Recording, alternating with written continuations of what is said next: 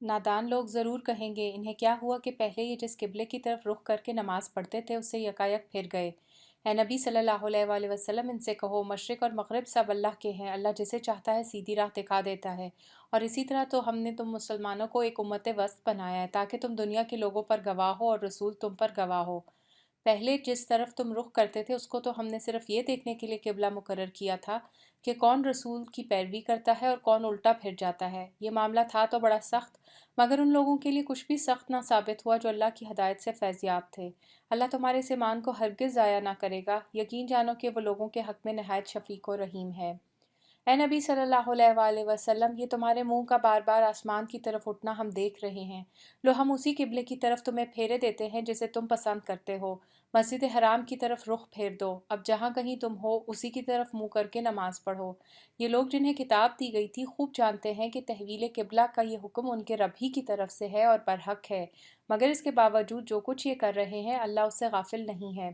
تم اہل کتاب کے پاس خواہ کوئی نشانی لے آؤ، ممکن نہیں کہ یہ تمہارے قبلے کی پیروی کرنے لگیں گے، اور نہ تمہارے لیے ممکن ہے کہ ان کے قبلے کی پیروی کرو، اور ان میں سے کوئی گروہ بھی دوسرے کے قبلے کی پیروی کرنے کے لیے تیار نہیں ہے۔ اور اگر تم نے اس علم کے بعد جو تمہارے پاس آ چکا ہے ان خواہشات کی پیروی کی تو یقیناً تمہارا شمار ظالموں میں ہوگا۔ جن لوگوں کو ہم نے کتاب دی ہے وہ اس مقام کو جسے قبلہ بنایا گیا ہے ایسا پہچانتے ہیں جیسا اپنی اولاد کو پہچانتے ہیں، مگر ان میں سے ایک گروہ جانتے بوجھتے حق کو چھپا رہا ہے۔ یہ قطعی ایک امر حق ہے تمہارے رب کی طرف سے، لہٰذا اس کے متعلق تم ہرگز کسی شک میں نہ پڑو۔ ہر ایک کے لیے ایک رخ ہے جس کی طرف وہ موڑتا ہے، بس تم بھلائیوں کی طرف سبقت کرو، جہاں بھی تم ہوگے اللہ تمہیں پا لے گا، اس کی قدرت سے کوئی چیز باہر نہیں۔ تمہارا گزر جس مقام سے بھی ہو وہیں سے اپنا رخ نماز کے وقت مسجد حرام کی طرف پھیر دو، کیونکہ یہ تمہارے رب کا بالکل برحق فیصلہ ہے اور اللہ تم لوگوں کے اعمال سے بے خبر نہیں ہے۔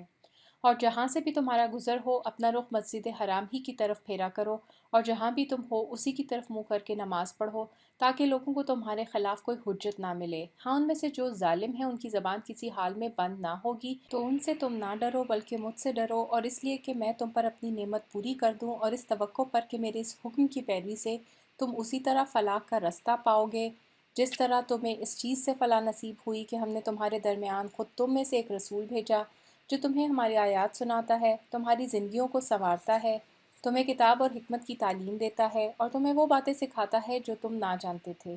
لہٰذا تم مجھے یاد رکھو، میں تمہیں یاد رکھوں گا، اور میرا شکر ادا کرو، کفران نعمت نہ کرو۔ اے لوگو جو ایمان لائے ہو، صبر اور نماز سے مدد لو، اللہ صبر کرنے والوں کے ساتھ ہے۔ اور جو لوگ اللہ کی راہ میں مارے جائیں انہیں مردہ نہ کہو، ایسے لوگ تو حقیقت میں زندہ ہیں مگر تمہیں ان کی زندگی کا شعور نہیں ہوتا۔ تمہیں خوف و خطر، فاقہ کشی، جان و مال کے نقصانات اور آمدنیوں کے گھاٹے میں مبتلا کر کے تمہاری آزمائش کریں گے۔ ان حالات میں جو لوگ صبر کریں اور جب کوئی مصیبت پڑے تو کہیں کہ ہم اللہ ہی کے ہیں اور اللہ ہی کی طرف ہمیں پلٹ کر جانا ہے، انہیں خوشخبری دے دو، ان پر ان کے رب کی طرف سے بڑی عنایات ہوں گی، اس کی رحمت ان پر سایہ کرے گی، اور ایسے ہی لوگ راست رو ہیں۔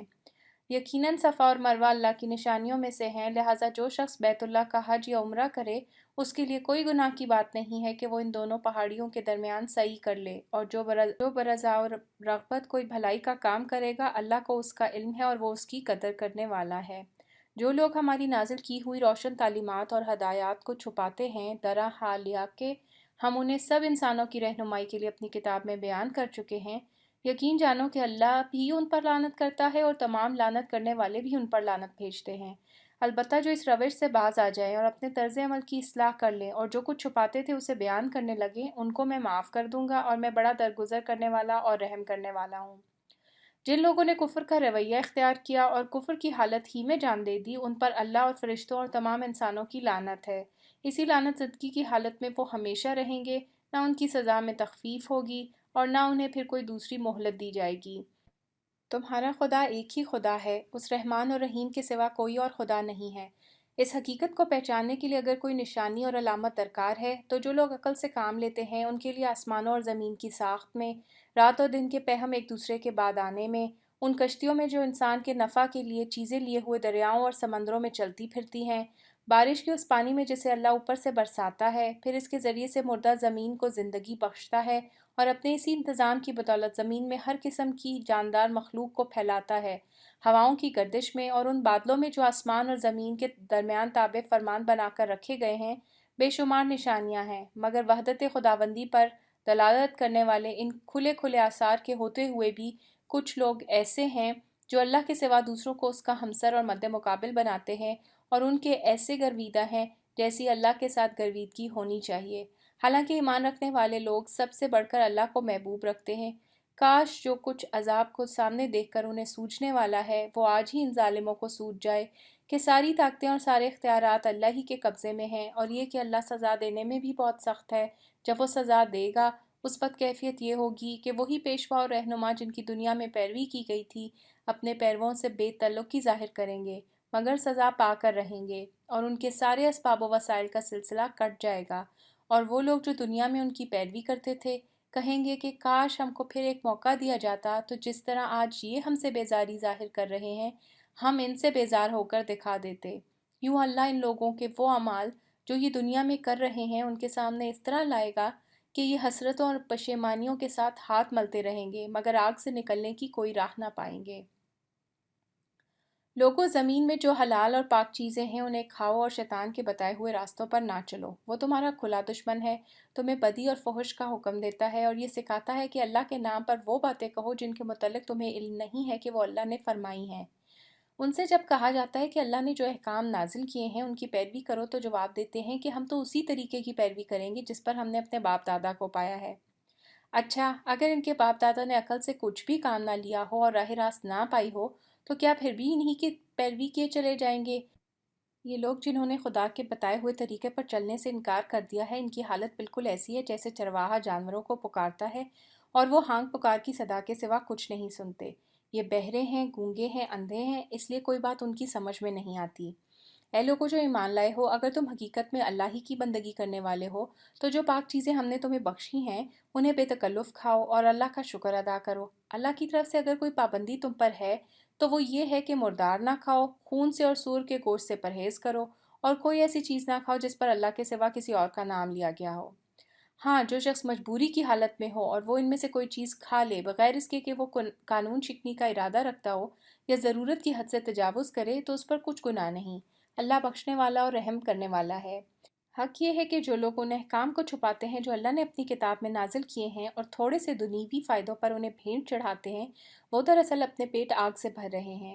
قیامت کے روز اللہ ہرگز ان سے بات نہ کرے گا، نہ انہیں پاکیزہ ٹھہرائے گا، اور ان کے لیے دردناک سزا ہے۔ یہ وہ لوگ ہیں جنہوں نے ہدایت کے بدلے ضلالت خریدی اور مغفرت کے بدلے عذاب مول لے لیا۔ کیسا عجیب ہے ان کا حوصلہ کہ جہنم کا عذاب برداشت کرنے کے لیے تیار ہیں۔ یہ سب کچھ اس وجہ سے ہوا کہ اللہ نے تو ٹھیک ٹھیک حق کے مطابق کتاب نازل کی تھی، مگر جن لوگوں نے کتاب میں اختلافات نکالے وہ اپنے جھگڑوں میں حق سے بہت دور نکل گئے۔ نیکی یہ نہیں ہے کہ تم نے اپنے چہرے مشرق کی طرف کر لیے یا مغرب کی طرف، بلکہ نیکی یہ ہے کہ آدمی اللہ کو اور یوم آخر اور ملائکہ کو اور اللہ کی نازل کی ہوئی کتاب اور اس کے پیغمبروں کو دل سے مانے، اور اللہ کی محبت میں اپنا دل پسند مال رشتہ داروں اور یتیموں پر، مسکینوں اور مسافروں پر، مدد کے لیے ہاتھ پھیلانے والوں پر اور غلاموں کی رہائی پر خرچ کرے، نماز قائم کرے اور زکوٰۃ دے، اور نیک وہ لوگ ہیں کہ جب عہد کریں تو اسے وفا کریں، اور تنگی و مصیبت کے وقت میں اور حق و باطل کی جنگ میں صبر کریں۔ یہ ہیں راست باز لوگ اور یہی لوگ متقی ہیں۔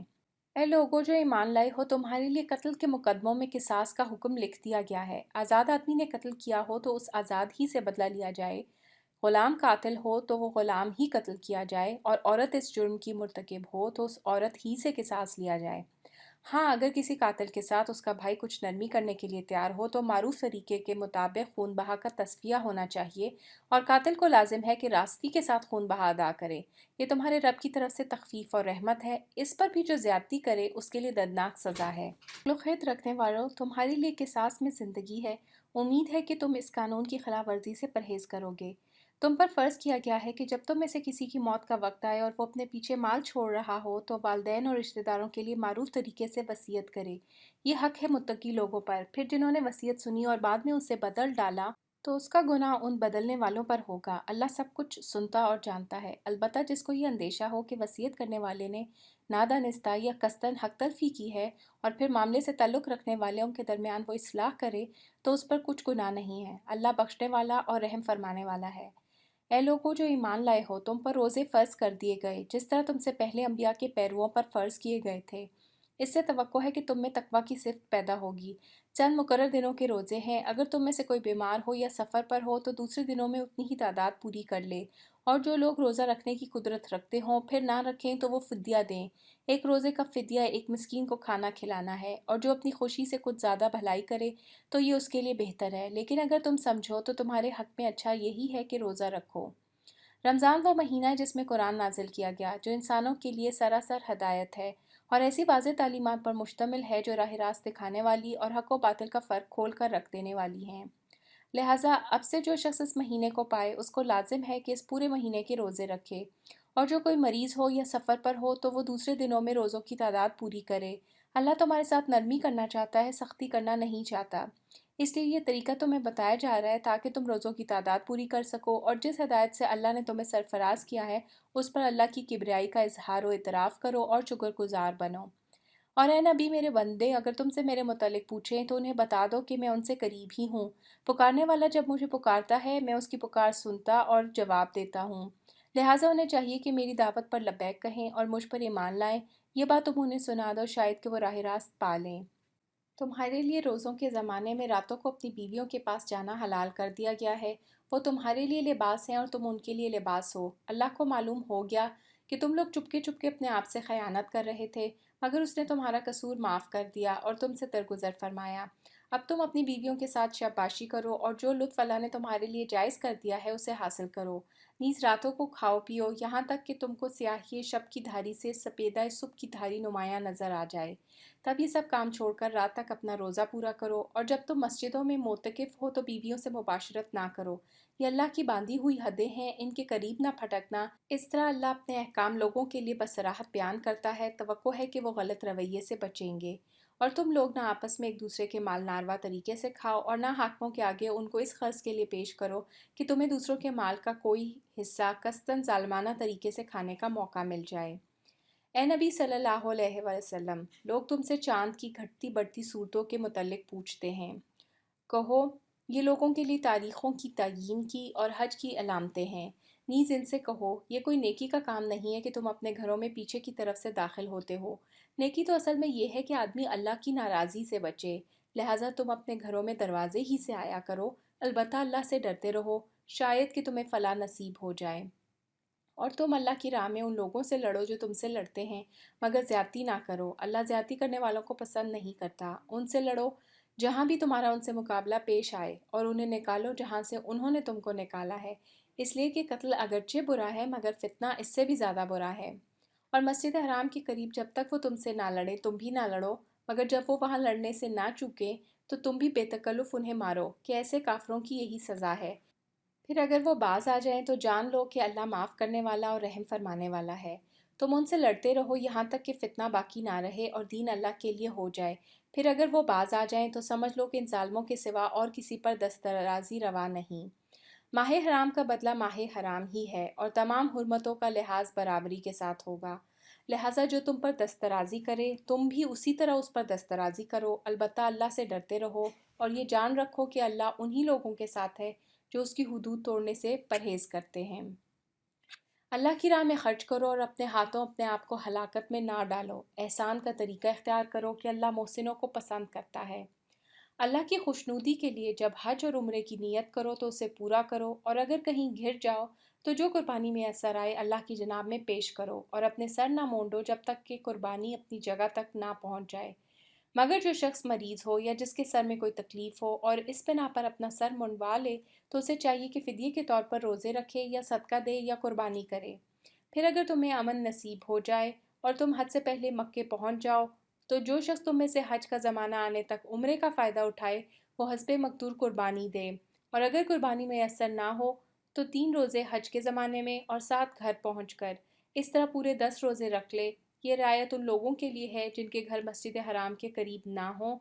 अल्लाह के इन अहकाम की खिलाफ वर्जी से बचो और खूब जान लो कि अल्लाह सख्त सज़ा देने वाला है। हज के महीने सबको मालूम है। जो शख्स इन मुकर्रर महीनों में हज की नीयत करे उसे खबरदार रहना चाहिए कि हज के दौरान में उससे कोई शहवानी फेल तमली कोई लड़ाई झगड़े की बात सरजद ना हो और जो नेक काम तुम करोगे वो अल्लाह के इल्म में होगा। सफ़र हज के लिए ज़ादिरा साथ ले जाओ और सबसे बेहतर ज़ादिरा परहेजगारी है। बस है होशमंदों मेरी नाफरमानी से परहेज़ करो। اور اگر حج کے ساتھ ساتھ تم اپنے رب کا فضل بھی تلاش کرتے جاؤ، اس میں کوئی مذائقہ نہیں۔ جب عرفات سے چلو تو مشعر حرام کے پاس ٹھہر کر اللہ کو یاد کرو، اور اس طرح یاد کرو جس کی ہدایت اس نے تمہیں کی ہے، ورنہ اس سے پہلے تو تم لوگ بھٹکے ہوئے تھے۔ پھر جہاں سے اور سب لوگ پلٹتے ہیں وہیں سے تم بھی پلٹو اور اللہ سے معافی چاہو، یقیناً وہ معاف کرنے والا اور رحم فرمانے والا ہے۔ پھر جب اپنے حج کے ارکان ادا کر چکو تو جس طرح پہلے اپنے آباء و اجداد کا ذکر کرتے تھے اس طرح اب اللہ کا ذکر کرو، بلکہ اس سے بھی بڑھ کر۔ مگر اللہ کو یاد کرنے والے لوگوں میں بھی بہت فرق ہے۔ ان میں سے کوئی تو ایسا ہے جو کہتا ہے کہ اے ہمارے رب، ہمیں دنیا ہی میں سب کچھ دے دے، ایسے شخص کے لیے آخرت میں کوئی حصہ نہیں۔ اور کوئی کہتا ہے کہ اے ہمارے رب، ہمیں دنیا میں بھی بھلائی دے اور آخرت میں بھی بھلائی دے، اور آگ کے عذاب سے ہمیں بچا۔ یہ لوگ اپنی کمائی کے مطابق دونوں جگہ حصہ پائیں گے، اور اللہ کو حساب چکاتے کچھ دیر نہیں لگتی۔ یہ گنتی کے چند روز ہیں جو تمہیں اللہ کی یاد میں بسر کرنے چاہیے۔ پھر جو کوئی جلدی کر کے 2 ہی دن میں واپس ہو گیا تو کوئی حرج نہیں، اور جو کوئی کچھ دیر زیادہ ٹھہر کر پلٹا تو بھی کوئی حرج نہیں، بشرطے کہ یہ دن اس نے تقویٰ کے ساتھ بسر کیے ہوں۔ اللہ کی نافرمانی سے بچو اور خوب جان رکھو کہ ایک روز اس کے حضور تمہاری پیشی ہونے والی ہے۔ انسانوں میں کوئی تو ایسا ہے جس کی باتیں دنیا کی زندگی میں تمہیں بہت بھلی معلوم ہوتی ہیں، اور اپنی نیک نیتی پر وہ بار بار خدا کو گواہ ٹھہراتا ہے، مگر حقیقت میں وہ بدترین دشمن حق ہوتا ہے۔ جب اسے اقتدار حاصل ہو جاتا ہے تو زمین میں اس کی ساری دوڑ دھوپ اس لیے ہوتی ہے کہ فساد پھیلائے، کھیتوں کو غارت کرے اور نسل انسانی کو تباہ کرے۔ حالانکہ اللہ جسے وہ گواہ بنا رہا تھا فساد کو ہرگز پسند نہیں کرتا، اور جب اس سے کہا جاتا ہے کہ اللہ سے ڈر تو اپنے وقار کا خیال اس کو گناہ پر جما دیتا ہے۔ ایسے شخص کے لیے تو بس جہنم ہی کافی ہے، اور وہ بہت برا ٹھکانہ ہے۔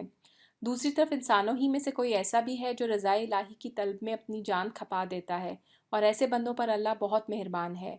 اے ایمان والو، تم پورے کے پورے اسلام میں آ جاؤ اور شیطان کی پیروی نہ کرو کہ وہ تمہارا کھلا دشمن ہے۔ جو صاف صاف ہدایات تمہارے پاس آ چکی ہیں، اگر ان کو پا لینے کے بعد پھر تم نے لغزش کھائی تو خوب جان رکھو کہ اللہ سب پر غالب اور حکیم و دانا ہے۔ ان ساری نصیحتوں اور ہدایتوں کے بعد بھی لوگ سیدھے نہ ہوں تو کیا اب وہ اس کے منتظر ہیں کہ اللہ بادلوں کا چتر لگائے، فرشتوں کے پرے ساتھ لیے خود سامنے موجود ہو اور فیصلہ ہی کر ڈالا جائے؟ آخرکار سارے معاملات پیش تو اللہ ہی کے حضور ہونے والے ہیں۔ بنی اسرائیل سے پوچھو کیسی کھلی کھلی نشانیاں ہم نے انہیں دکھائی ہیں، اور پھر یہ بھی انہی سے پوچھ لو کہ اللہ کی نعمت پانے کے بعد جو قوم اس کو شقاوت سے بدلتی ہے اسے اللہ کیسی سخت سزا دیتا ہے۔ جن لوگوں نے کفر کی راہ اختیار کی ہے ان کے لیے دنیا کی زندگی بڑی محبوب و دل پسند بنا دی گئی ہے۔ ایسے لوگ ایمان کی راہ اختیار کرنے والوں کا مذاق اڑاتے ہیں، مگر قیامت کے روز پرہیزگار لوگ ہی ان کے مقابلے میں عالی مقام ہوں گے۔ رہا دنیا کا رزق تو اللہ کو اختیار ہے جسے چاہے بے حساب دے۔ ابتدا میں سب لوگ ایک ہی طریقے پر تھے، پھر یہ حالت باقی نہ رہی اور اختلافات رونما ہوئے۔ تب اللہ نے نبی بھیجے جو راست روی پر بشارت دینے والے اور کج روی کے نتائج سے ڈرانے والے تھے، اور ان کے ساتھ کتابیں برحق نازل کی تاکہ حق کے بارے میں لوگوں کے درمیان جو اختلافات رونما ہو گئے تھے ان کا فیصلہ کرے۔ اور ان اختلافات کے رونما ہونے کی وجہ یہ تھی کہ ابتدا میں لوگوں کو حق بتایا نہیں گیا تھا۔ نہیں، اختلاف ان لوگوں نے کیا جنہیں حق کا علم دیا جا چکا تھا۔ انہوں نے روشن ہدایات پا لینے کے بعد محض اس لیے حق کو چھوڑ کر مختلف طریقے نکالے کہ وہ آپس میں زیادتی کرنا چاہتے تھے۔ پس جو لوگ انبیاء پر ایمان لے آئے انہیں اللہ نے اپنے اذن سے اس حق کا راستہ دکھا دیا جس میں لوگوں نے اختلاف کیا تھا۔ اللہ جسے چاہتا ہے راہ راست دکھا دیتا ہے۔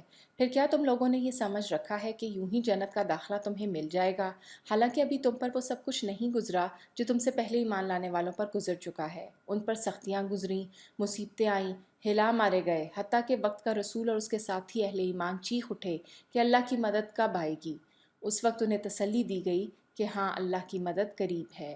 لوگ پوچھتے ہیں ہم کیا خرچ کریں؟ جواب دو کہ جو مال بھی تم خرچ کرو اپنے والدین پر، رشتہ داروں پر، یتیموں اور مسکینوں اور مسافروں پر خرچ کرو، اور جو بھلائی بھی تم کرو گے اللہ اس سے باخبر ہوگا۔ تمہیں جنگ کا حکم دیا گیا ہے اور وہ تمہیں ناگوار ہے۔ ہو سکتا ہے کہ ایک چیز تمہیں ناگوار ہو اور وہی تمہارے لیے بہتر ہو، اور ہو سکتا ہے کہ ایک چیز تمہیں پسند ہو اور وہی تمہارے لیے بری ہو۔ اللہ جانتا ہے، تم نہیں جانتے۔ لوگ پوچھتے ہیں ماہ حرام میں لڑنا کیسا ہے؟ کہو اس میں لڑنا بہت برا ہے، مگر راہ خدا سے لوگوں کو روکنا اور اللہ سے کفر کرنا اور مسجد حرام کا راستہ خدا پرستوں پر بند کرنا اور حرم کے رہنے والوں کو وہاں سے نکالنا اللہ کے نزدیک اس سے بھی زیادہ برا ہے۔ اور فتنہ خون ریزی سے شدید تر ہے۔ وہ تو تم سے لڑے ہی جائیں گے، حتیٰ کہ اگر ان کا بس چلے تو تمہارے دین سے تم کو پھیر لے جائیں۔ اور یہ خوب سمجھ لو کہ تم میں سے جو کوئی اپنے دین سے پھرے گا اور کفر کی حالت میں جان دے گا، اس کے اعمال دنیا اور آخرت دونوں میں ضائع ہو جائیں گے۔ ایسے سب لوگ جہنمی ہیں اور ہمیشہ جہنم ہی میں رہیں گے۔ بخلاف اس کے جو لوگ ایمان لائے ہیں اور جنہوں نے خدا کی راہ میں اپنا گھر بار چھوڑا اور جہاد کیا، وہ رحمت الہی کے جائز امیدوار ہیں، اور اللہ ان کی لغزشوں کو معاف کرنے والا اور اپنی رحمت سے انہیں نوازنے والا ہے۔ پوچھتے ہیں شراب اور جوئے کا کیا حکم ہے؟ کہو ان دونوں چیزوں میں بڑی خرابی ہے، اگرچہ ان میں لوگوں کے لیے کچھ منافع بھی ہیں، مگر ان کا گناہ ان کے فائدے سے بہت زیادہ ہے۔ پوچھتے ہیں ہم راہ خدا میں کیا خرچ کریں؟ کہو جو کچھ تمہاری ضروریات سے زیادہ ہو۔ اس طرح اللہ تمہارے لیے صاف صاف احکام بیان کرتا ہے، شاید کہ تم دنیا اور آخرت دونوں کی فکر کرو۔ پوچھتے ہیں یتیموں کے ساتھ کیا معاملہ کیا جائے؟ کہو جس طرز عمل میں ان کے لیے بھلائی ہو وہی اختیار کرنا بہتر ہے۔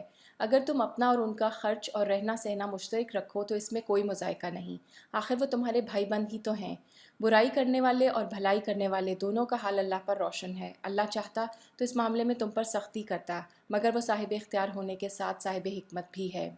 تو مشرک عورتوں سے ہرگز نکاح نہ کرنا جب تک کہ وہ ایمان نہ لے آئے۔ ایک مومن لونڈی مشرک شریف زادی سے بہتر ہے، اگرچہ وہ تمہیں بہت پسند ہو۔ اور اپنی عورتوں کے نکاح مشرک مردوں سے کبھی نہ کرنا جب تک وہ ایمان نہ لے آئے۔ ایک مومن غلام مشرک شریف سے بہتر ہے، اگرچہ وہ تمہیں بہت پسند ہو۔ یہ لوگ تمہیں آگ کی طرف بلاتے ہیں، اور اللہ اپنے اذن سے تم کو جنت اور مغفرت کی طرف بلاتا ہے، اور وہ اپنے احکام واضح طور پر لوگوں کے سامنے بیان کرتا ہے۔ توقع ہے کہ وہ سبق لیں گے اور نصیحت قبول کریں گے۔ پوچھتے ہیں حیض کا کیا حکم ہے؟ کہو وہ ایک گندگی کی حالت ہے، اس میں عورتوں سے الگ رہو اور ان کے قریب نہ جاؤ جب تک کہ وہ پاک صاف نہ ہو جائیں۔ پھر جب وہ پاک ہو جائیں تو ان کے پاس جاؤ، اس طرح جیسا کہ اللہ نے تم کو حکم دیا ہے۔ اللہ ان لوگوں کو پسند کرتا ہے جو بدی سے باز رہیں اور پاکیزگی اختیار کریں۔ تمہاری عورتیں تمہاری کھیتیاں ہیں، تمہیں اختیار ہے جس طرح چاہو اپنی کھیتی میں جاؤ، مگر اپنے مستقبل کی فکر کرو اور اللہ کی ناراضی سے بچو۔ خوب جان لو کہ تمہیں ایک دن اس سے ملنا ہے، اور اے نبی صلی اللہ علیہ وآلہ وسلم، جو تمہاری ہدایات کو مان لیں انہیں فلاح و سعادت کی خوشخبری دے دو۔ اللہ کے نام کو ایسی قسمیں کھانے کے لیے استعمال نہ کرو جن سے مقصود نیکی اور تقویٰ اور بندگان خدا کی بھلائی کے کاموں سے باز رہنا ہو۔ اللہ تمہاری ساری باتیں سن رہا ہے اور سب کچھ جانتا ہے۔ جو بے معنی قسمیں تم بلا ارادہ کھا لیا کرتے ہو ان پر اللہ گرفت نہیں کرتا، مگر جو قسمیں تم سچے دل سے کھاتے ہو ان کی باز پرس وہ ضرور کرے گا۔ اللہ بہت درگزر کرنے والا اور بردبار ہے۔ جو لوگ اپنی عورتوں سے تعلق نہ رکھنے کی قسم کھا بیٹھتے ہیں ان کے لیے 4 مہینے کی مہلت ہے۔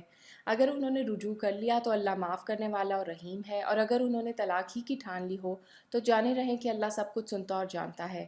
جن عورتوں کو طلاق دی گئی ہو 3 مرتبہ ایام ماہواری آنے تک اپنے آپ کو روکے رکھیں، اور ان کے لیے یہ جائز نہیں ہے کہ اللہ نے ان کے رحم میں جو کچھ خلق فرمایا ہو اسے چھپائیں۔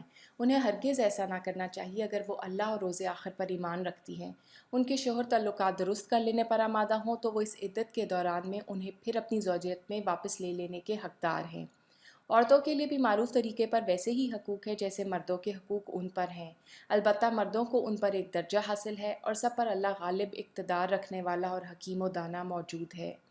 طلاق 2 بار ہے، پھر یا تو سیدھی طرح عورت کو روک لیا جائے یا بھلے طریقے سے اس کو رخصت کر دیا جائے، اور رخصت کرتے ہوئے ایسا کرنا تمہارے لیے جائز نہیں ہے کہ جو کچھ تم انہیں دے چکے ہو اس میں سے کچھ واپس لے لو۔ البتہ یہ صورت مستثنیٰ ہے کہ زوجین کو اللہ کے حدود پر قائم نہ رہنے کا اندیشہ ہو۔ ایسی صورت میں اگر تمہیں یہ خوف ہو کہ وہ دونوں حدود الہی پر قائم نہ رہیں گے تو ان کے درمیان یہ معاملہ ہو جانے میں مذائقہ نہیں کہ عورت اپنے شوہر کو کچھ معاوضہ دے کر علیحدگی حاصل کر لے۔ یہ اللہ کی مقرر کردہ حدود ہیں، ان سے تجاوز نہ کرو، اور جو لوگ حدود الہی سے تجاوز کریں وہی ظالم ہیں۔ پھر اگر 2 بار طلاق دینے کے بعد شوہر نے عورت کو تیسری بار طلاق دے دی تو وہ عورت پھر اس کے لیے حلال نہ ہوگی، الا یہ کہ اس کا نکاح کسی دوسرے شخص سے ہو اور وہ اسے طلاق دے دے۔ تب اگر پہلا شوہر اور یہ عورت دونوں یہ خیال کریں کہ حدود الہی پر قائم رہیں گے تو ان کے لیے ایک دوسرے کی طرف رجوع کر لینے میں کوئی مذائقہ نہیں۔ یہ اللہ کی مقرر کردہ حدیں ہیں جنہیں وہ ان لوگوں کی ہدایت کے لیے واضح کر رہا ہے جو اس کی حدوں کو توڑنے کا انجام جانتے ہیں۔ اور جب تم عورتوں کو طلاق دے دو اور ان کی عدت پوری ہونے کو آ جائے تو یا بھلے طریقے سے انہیں روک لو یا بھلے طریقے سے رخصت کر دو۔ محض ستانے کی خاطر انہیں نہ روکے رکھنا یہ زیادتی ہوگی، اور جو ایسا کرے گا در حقیقت آپ اپنے ہی اوپر ظلم کرے گا۔ اللہ کی آیات کا کھیل نہ بناؤ، بھول نہ جاؤ کہ اللہ نے کس نعمت عظمیٰ سے تمہیں سرفراز کیا ہے۔ وہ تمہیں نصیحت کرتا ہے کہ جو کتاب اور حکمت اس نے تم پر نازل کی ہے اس کا احترام ملحوظ رکھو۔ اللہ سے ڈرو اور خوب جان لو کہ اللہ کو ہر بات کی خبر ہے۔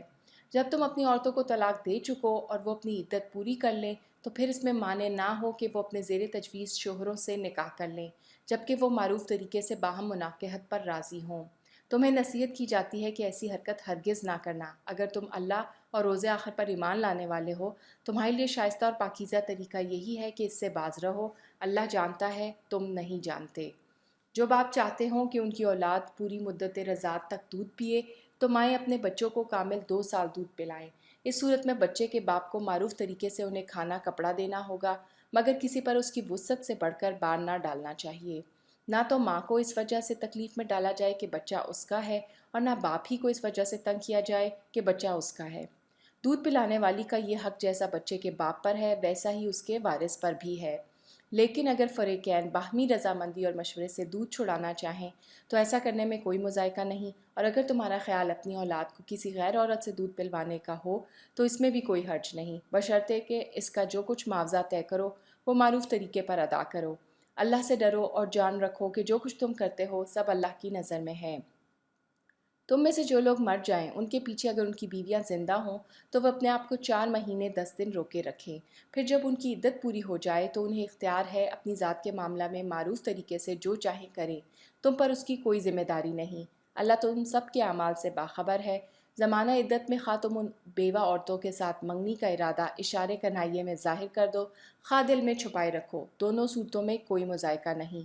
اللہ جانتا ہے کہ ان کا خیال تو تمہارے دل میں آئے گا ہی، مگر دیکھو خفیہ عہد و پیمان نہ کرنا۔ اگر کوئی بات کرنی ہے تو معروف طریقے سے کرو، اور عقد نکاح باندھنے کا فیصلہ اس وقت تک نہ کرو جب تک کہ عدت پوری نہ ہو جائے۔ خوب سمجھ لو کہ اللہ تمہارے دلوں کا حال تک جانتا ہے، لہٰذا اس سے ڈرو اور یہ بھی جان لو کہ اللہ بردبار ہے، چھوٹی چھوٹی باتوں سے درگزر فرماتا ہے۔ تم پر کچھ گناہ نہیں اگر اپنی عورتوں کو طلاق دے دو قبل اس کے کہ ہاتھ لگانے کی نوبت آئے یا مہر مقرر ہو۔ اس صورت میں انہیں کچھ نہ کچھ دینا ضرور چاہیے۔ خوشحال آدمی اپنی مقدرت کے مطابق اور غریب آدمی اپنی مقدرت کے مطابق معروف طریقے سے دے، یہ حق ہے نیک آدمیوں پر۔ اور اگر تم نے ہاتھ لگانے سے پہلے طلاق دی ہو لیکن مہر مقرر کیا جا چکا ہو تو اس صورت میں نصف مہر دینا ہوگا۔ یہ اور بات ہے کہ عورت نرمی برتے اور مہر نہ لے، یا وہ مرد جس کے اختیار میں عقد نکاح ہے نرمی سے کام لے اور پورا مہر دے دے، اور تم یعنی مرد نرمی سے کام لو تو یہ تقویٰ سے زیادہ مناسبت رکھتا ہے۔ آپس کے معاملات میں فیاضی کو نہ بھولو، تمہارے اعمال کو اللہ دیکھ رہا ہے۔ اپنی نمازوں کی نگہداشت رکھو، خصوصاً ایسی نماز کی جو محاسن صلاۃ کی جامع ہوں۔ اللہ کے آگے اس طرح کھڑے ہو جیسے فرما بردار غلام کھڑے ہوتے ہیں۔ بدامنی کی حالت ہو تو خواہ پیدل ہو خواہ سوار، جس طرح ممکن ہو نماز پڑھو، اور جب امن میسر آ جائے تو اللہ کو اس طریقے سے یاد کرو جو اس نے تمہیں سکھا دیا ہے جس سے تم پہلے ناواقف تھے۔ تم میں سے جو لوگ وفات پا جائیں اور پیچھے بیویاں چھوڑ رہے ہوں ان کو چاہیے کہ اپنی بیویوں کے حق میں یہ وصیت کر جائیں کہ 1 سال تک ان کو نان و نفقہ دیا جائے اور وہ گھر سے نہ نکالی جائیں۔ پھر اگر وہ خود نکل جائیں تو اپنی ذات کے معاملے میں معروف طریقے سے وہ جو کچھ بھی کریں اس کی کوئی ذمہ داری تم پر نہیں ہے۔ اللہ سب پر غالب اقتدار رکھنے والا اور حکیم و دانا ہے۔ اس طرح جن عورتوں کو طلاق دی گئی ہو انہیں بھی مناسب طور پر کچھ نہ کچھ دے کر رخصت کیا جائے، یہ حق ہے متقی لوگوں پر۔ اس طرح اللہ اپنے احکام تمہیں صاف صاف بتاتا ہے، امید ہے کہ تم سمجھ بوجھ سے کام کرو گے۔ تم نے ان لوگوں کے حال پر بھی کچھ غور کیا جو موت کے ڈر سے اپنے گھر بار چھوڑ کر نکلے تھے اور ہزاروں کی تعداد میں تھے۔ اللہ نے ان سے فرمایا مر جاؤ، پھر اس نے ان کو دوبارہ زندگی بخشی۔ حقیقت یہ ہے کہ اللہ انسان پر بڑا فضل فرمانے والا ہے، مگر اکثر لوگ شکر ادا نہیں کرتے۔ مسلمانوں اللہ کی راہ میں جنگ کرو اور خوب جان رکھو کہ اللہ سننے والا اور جاننے والا ہے۔ تمہیں کون ہے جو اللہ کو قرض حسن دے تاکہ اللہ اسے کئی گنا بڑھا چڑھا کر واپس کرے؟ گھٹانا بھی اللہ کے اختیار میں ہے اور بڑھانا بھی، اور اسی کی طرف تمہیں پلٹ کر جانا ہے۔ پھر تم نے اس معاملے پر بھی غور کیا جو موسیٰ کے بعد سرداران بنی اسرائیل کو پیش آیا تھا۔ انہوں نے اپنے نبی سے کہا ہمارے لیے ایک بادشاہ مقرر کر دو تاکہ ہم اللہ کی راہ میں جنگ کریں۔ نبی نے پوچھا کہیں ایسا تو نہ ہوگا کہ تم کو لڑائی کا حکم دیا جائے اور پھر تم نہ لڑو؟ وہ کہنے لگے بھلا یہ کیسے ہو سکتا ہے کہ ہم راہ خدا میں نہ لڑیں جبکہ ہمیں اپنے گھروں سے نکال دیا گیا ہے اور ہمارے بال بچے ہم سے جدا کر دیے گئے ہیں؟ مگر جب ان کو جنگ کا حکم دیا گیا تو ایک قلیل تعداد کے سوا وہ سب پیٹ موڑ گئے، اور اللہ ان میں سے ایک ایک ظالم کو جانتا ہے۔ ان کے نبی نے ان سے کہا کہ اللہ نے طالوت کو تمہارے لیے بادشاہ مقرر کیا ہے، یہ سن کر وہ بولے، ہم پر بادشاہ بننے کا وہ کیسے حقدار ہو گیا؟ اس کے مقابلے میں بادشاہی کے ہم زیادہ مستحق ہیں، وہ تو کوئی بڑا مالدار آدمی نہیں ہے۔ نبی نے جواب دیا، اللہ نے تمہارے مقابلے میں اسی کو منتخب کیا ہے اور اس کو دماغی اور جسمانی دونوں قسم کی اہلیتیں فراوانی کے ساتھ عطا فرمائی ہیں، اور اللہ کو اختیار ہے کہ اپنا ملک جسے چاہے دے۔ اللہ بڑی وسعت رکھتا ہے اور سب کچھ اس کے علم میں ہے۔ اس کے ساتھ ان کے نبی نے ان کو یہی بتایا کہ خدا کی طرف سے اس کے بادشاہ مقرر ہونے کی علامت یہ ہے کہ اس کے عہد میں وہ صندوق تمہیں واپس مل جائے گا جس میں تمہارے رب کی طرف سے تمہارے لیے سکون قلب کا سامان ہے، جس میں آل موسیٰ اور آل ہارون کے چھوڑے ہوئے تبرکات ہیں، اور جس کو اس وقت فرشتے سنبھالے ہوئے ہیں۔ اگر تم مومن ہو تو یہ تمہارے لیے بڑی نشانی ہے۔ پھر جب طالوت لشکر لے کر چلا تو اس نے کہا، ایک دریا پر اللہ کی طرف سے تمہاری آزمائش ہونے والی ہے، جو اس کا پانی پیے گا وہ میرا ساتھی نہیں، ساتھی صرف وہ ہے جو اس سے پیاس نہ بجھائے۔ ہاں ایک آدھ چلو کوئی پی لے تو پی لے، مگر ایک قلیل گروہ کے سوا سب اس دریا سے سیراب ہوئے۔ پھر جب طالوت اور اس کے ساتھی مسلمان دریا پار کر کے آگے بڑھے تو انہوں نے طالوت سے کہہ دیا کہ آج ہم میں جالوت اور اس کے لشکروں کا مقابلہ کرنے کی طاقت نہیں ہے۔ لیکن جو لوگ یہ سمجھتے تھے کہ انہیں ایک دن اللہ سے ملنا ہے، انہوں نے کہا، بہرحال ایسا ہوا کہ ایک قلیل گروہ اللہ کے اذن سے ایک بڑے گروہ پر غالب آ گیا۔ اللہ صبر کرنے والوں کا ساتھی ہے۔ اور جب وہ جالوت اور اس کے لشکروں کے مقابلے پر نکلے تو انہوں نے دعا کی، اے ہمارے رب، ہم پر صبر کا فیضان کر، ہمارے قدم جما دے اور اس کافر گروہ پر ہمیں فتح نصیب کر۔ آخرکار اللہ کے اذن سے انہوں نے کافروں کو مار بھگا دیا اور داؤد نے جالوت کو قتل کر دیا، اور اللہ نے اسے سلطنت اور حکمت سے نوازا اور جن جن چیزوں کا چاہا اس کو علم دیا۔ اگر اس طرح اللہ انسانوں کے ایک گروہ کو دوسرے گروہ کے ذریعے سے ہٹاتا نہ رہتا تو زمین کا نظام بگڑ جاتا، لیکن دنیا کے لوگوں پر اللہ کا بڑا فضل ہے کہ وہ اس طرح دفع فساد کا انتظام کرتا رہتا ہے۔ یہ اللہ کی آیات ہیں جو ہم ٹھیک ٹھیک تم کو سنا رہے ہیں، اور اے محمد صلی اللہ علیہ وآلہ وسلم، تم یقیناً ان لوگوں میں سے ہو جو رسول بنا کر بھیجے گئے ہیں۔